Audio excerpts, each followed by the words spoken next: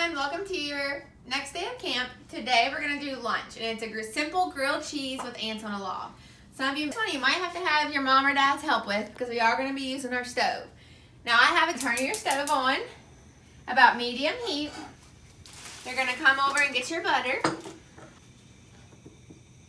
Just take a little slice of butter,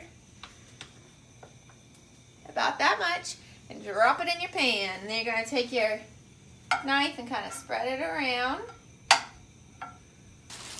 going to get 2 slices. We'll tie that up later so we don't put our bread on the counter.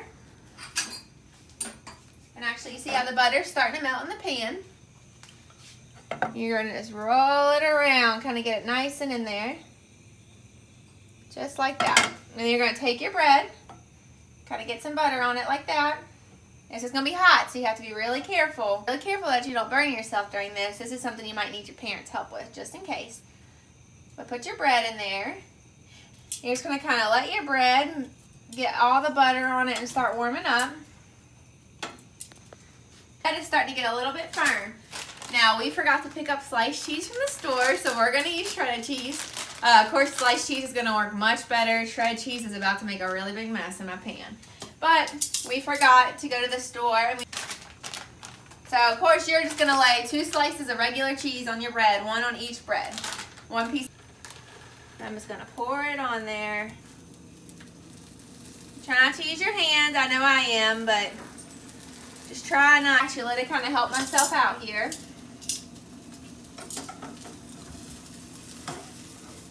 All right. So normally this would be 1 piece of bread, 1 slice of cheese, 1 piece of bread, 1 slice of cheese. And you would just put the bread to where the cheeses are together. There's our nice mess we were talking about. Once you have your 2 breads with the cheese in the middle, you just push down with your spatula. And we'll flip it over. And you can see it has that nice crispy outside. Alright, you're just going to tip your grilled cheese on your plate. Make sure you always turn off your oven, very important step. This on a log is celery, peanut butter, and raisins. Some people don't like raisins, I do. I like raisins. So if you don't like raisins, chocolate chips can be your ants. So you're going to get you a nice piece of celery. Not more than just 3 pieces, definitely get more celery. I'm only going to do 3 pieces for this video, but you can use as much as you want. And you don't have to use a steak knife. You can use a simple butter knife for this. That way your mom and dads don't worry as much about you doing this by yourself.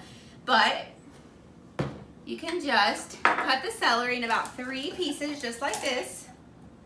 It's a little bit harder with a butter knife, but it can be done. And then with fruits and vegetables, you always want to wash them off first because you don't know if they were washed before they were put in the store and they could have a lot of dirt, chemicals, pesticides, things like that. So I'm just going to wash them off super quick. So we got our 3 pieces of celery down there. We're going to take some peanut butter. And you just put the peanut butter right in the middle of the celery, just like that. It's up to you how much peanut butter you want to use. I don't use too much, but if you want a lot of peanut butter, that's fine as well. We're going to do the same thing in all 3 of them. This is simple and easy, something you can do with not too much supervision. Of course, the grilled cheese, you're going to want a little bit of supervision since you're using the stove. Alrighty, last one. This one's a big piece.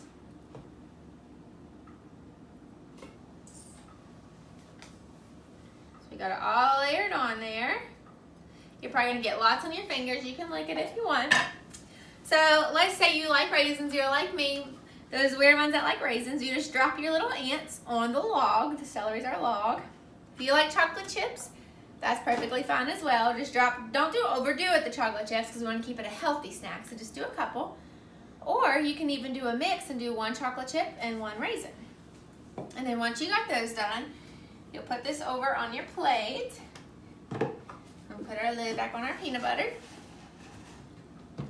And here you go. Here's your healthy lunch. And this is something you could have with some juice, water, or milk. Come back next time and we'll make a dinner.